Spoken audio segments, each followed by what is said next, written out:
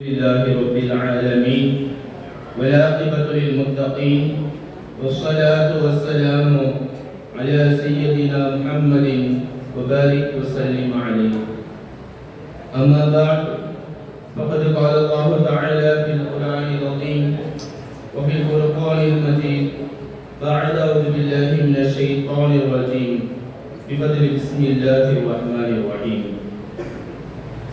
எல்லா புகழ்ச்சியும் நம்மை படைத்த ரப்பல் ஆலமீனுக்கே உண்டாக. அவனுடைய சாந்தியும் சமாதானமும் எம்பெருமானார் ரசூலே கரீம் ஸல்லல்லாஹு அலைஹி வஸல்லம் அவர்கள் மீதும் அவருடைய அடிச்சுவற்றை பின்பற்றி வாழ்ந்த உத்தம சத்திய சஹாபாக்கள், தாபிஈன்கள், தபா தாபிஈன்கள், அவுலியாக்கள், உலமாக்கள், குலபாக்கள், இன்னும் இங்கு கூடியிருக்கக்கூடிய அனைவர்கள் மீதும் என்றென்றும் நின்று நிலவட்டுமாக ஆமீன். சில நாட்களுக்கு முன்பாக ஃபாதர்ஸ் டே, தந்தையர்களின் தினம் என்று ஒரு தினம் நம்மளை கடந்து சென்றது.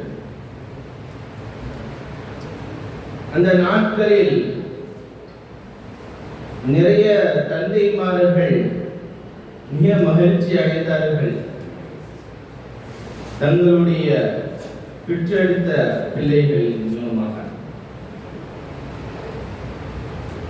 அந்த அளவுக்கு அந்த நாளில் தன்னுடைய தந்தைமார்களை நிறைய பிள்ளைகள், குழந்தைகள் சந்தோஷப்படுத்தி இருந்தார்கள். ஆனால் இது இந்த நாளில் மட்டும்தான் சுருங்கி விடுகின்றது. ஒரு வருடத்திற்கு 300 சொச்ச நாட்கள் இருக்கின்றது. அதில் ஒரு நாள் தான் இந்த நபர் எனக்கு தந்தை, அந்த ஒரு நாள் தான் முதியோர் இல்லத்தில் இருந்து வீட்டுக்கு தந்தை அழைத்து வரப்படுகின்றார். அந்த ஒரு நாள் தான் தன்னுடைய வாட்ஸ்அப்பில் தந்தையை புகழ்ந்து தந்தையினுடைய கஷ்டத்தை அறிந்து அறிந்தது போல் ஸ்டேட்டஸ் வைக்கின்றார். இது வெளிப்படை அல்ல. உள்ரங்கத்திலும் வெளிரங்கத்திலும் இது ஒரு நாடகத்தின் போல்தான் இருக்கின்றது. ஒரு நாள் தான் அவர் உனக்கு தந்தையா? ஒரு நாள் தான் அவர் முதியோர் இல்லத்தில் இருந்து நீ கூட்டிட்டு வருவாயா? ஆனால் இஸ்லாம் அவ்வாறு போதிக்கிறது. ஒரு நபர் ரசூலுல்லாஹி ஸல்லல்லாஹு அலைஹி வஸல்லம் அவரிடத்தில் வந்து, யா ரசூலல்லாஹ், என்னுடைய தந்தை என்னுடைய பொருட்களை உபயோகம் செய்கின்றார். எனக்கு குழந்தைகள் இருக்கின்றது, மனைவிமார்கள் இருக்கின்றார். சுருக்கமாக சொல்வது என்ன தெரியுமா? எனக்கு ஒரு தனி ஃபேமிலி ஆயிடுச்சு. இப்போது எங்க அப்பா என்கிட்ட காசு வாங்கி யூஸ் பண்றாரு. ஒரு ரசூலுல்லாஹி ஸல்லல்லாஹு அலைஹி வஸல்லம் அவர்கள், அந்த ஒரு மாலுக்கு நீ அபீக, நீயும் உன்னுடைய பொருளும் உன் ஆப்பாவுக்கு சொந்தம், உன்னுடைய தந்தைக்கு சொந்தம் என்று சொன்னார்கள். இதே ஹதீஸ் தபுரானில் மிக விளக்கமாக வருகின்றது. அந்த சஹாபி அதே போன்று, யா ரசூலல்லாஹ், என்னுடைய தந்தை என்னுடைய பொருளை வாங்கி உபயோகம் செய்கின்றார் என்று ரசூலுல்லாஹி ஸல்லல்லாஹு அலைஹி வஸல்லம் அவரிடத்தில் வந்து அந்த நபர் சொன்னார். ரசூலுல்லாஹி ஸல்லல்லாஹு அலைஹி வஸல்லம் அவர்கள், சரிப்பா, உன்னுடைய ஆப்பாவை கூட்டிட்டு வா, விசாரிப்போம் அப்படின்னு சொல்லி அனுப்பிச்சு வச்சாங்க. அப்போது ஜிப்ரீல் அலைஹிஸ்ஸலாம் அவர்கள் வருகை தருகின்றார்கள். வருகை தந்து இவ்வாறு சொன்னார்கள், நீங்க இப்ப ஒரு நபர் அழைச்சு விட்டீங்களா, உங்களுடைய வாப்பா வருவாரு, அவர் மனசுக்குள்ள ஒரு விஷயத்தை சொல்லிக் கொண்டே இருக்காரு, அது அவருக்காக கூட விடாது. அது என்ன விஷயம் சொல்லி நீங்க கேளுங்க என்று ரசூலுல்லாஹி ஸல்லல்லாஹு அலைஹி வஸல்லம் அவர்கள் இடத்தில் சொன்னார்கள் ஜிப்ரீல் அலைஹிஸ்ஸலாம் அவர்கள். அப்போது அதே போன்று அவருடைய தந்தை அழைத்து வரப்படுகின்றார். அந்த தந்தை இடத்தில் விசாரணை செய்யப்படுகின்றது. கடைசியா ரசூலுல்லாஹி ஸல்லல்லாஹு அலைஹி வஸல்லம் அவர்கள் கேட்கின்றார்கள், உங்க மனசுக்குள்ளே நீங்க ரொம்ப நாளா ஒரு விஷயத்தை சொல்லிட்டு இருக்கீங்களே, அது என்னது அப்படின்னு சொல்லி கேட்கிறார். அந்த நபருக்கு ரொம்ப ஆச்சரியமாயிருச்சு. ரசூலல்லாஹ், நான் மனதுக்குள் நினைத்த விஷயம் உங்களுக்கு எப்படி தெரிந்தது? அல்லாஹ் தஆலா உங்கள் மீது ஈமான் கொள்வதை இன்னும் அதிகமாக்கிக் கொண்டே இருக்கின்றார் என்ற வார்த்தையை சொன்னார்கள். அவர் மனசுக்குள் நினைத்தது என்ன தெரியுமா? அவர்கள் ஒரு கவிதை தான் நினைத்தார்கள். என்னவென்றால் தன்னுடைய மகனை பற்றி உண்டான கவிதை. அவர் சொல்கிறார், நீ பிறந்த போது நான் மகிழ்ச்சி அடைந்தேன். அந்த மகிழ்ச்சியை சொல்வதற்கு வார்த்தையே கிடையாது. அதே நீ நோய்வாய்ப்பட்டிருக்கும் போது இரவெல்லாம் நான் விழித்திருந்தேன். பார்ப்பவர்கள் எல்லாம் நான் நோய்வாய்ப்பட்டிருக்கிறேன் என்று நினைத்திருந்த அளவுக்கு நான் இருந்தேன். அதே போன்று என்னை நீ பார்ப்பது எப்படி தெரியுமா இருக்கின்றது? ஏதோ வானத்தில் இருக்கக்கூடிய இறைவன் நியமத்தை கொடுக்காமல் நீ நியமத்தை கொடுப்பது போன்று இருக்கின்றது என்று தாய் சொன்னார். அந்த தந்தை சொன்னார். கடைசியாக அந்த தந்தை சொன்னார், இதை தந்தையாக கூட நீ நடத்த வேண்டாம், ஒரு அன்னை வீட்டுக்காரர்கள் போலாது என்னை நடத்தி என்று சொன்னார். அதுக்கு பிறகுதான் நபி ஸல்லல்லாஹு அலைஹி வஸல்லம் அன்த வ மாலுக லி அபீக என்று சொன்னார்கள். ஆனால் இதே போன்று இன்றைய காலகட்டத்திலும் நிறைய நபர்கள் அப்படி செய்து கொண்டிருக்கின்றார்கள்.